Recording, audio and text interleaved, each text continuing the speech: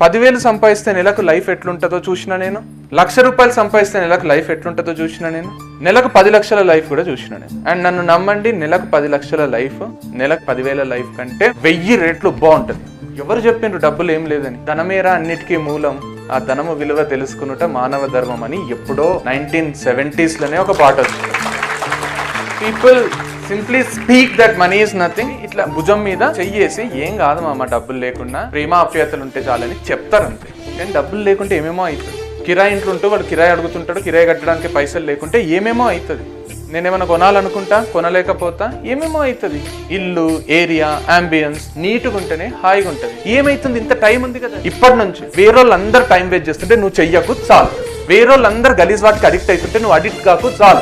వేరేళ్ళందరూ పిచ్చి పిచ్చి పనులు చేస్తుంటే పనులు నువ్వు చెయ్యకు చాలు. నార్మల్ లైఫ్ లీడ్ చెయ్యు, లైఫ్ ఎక్స్ట్రాడినరీ ఉంటుంది. Just do certain things right.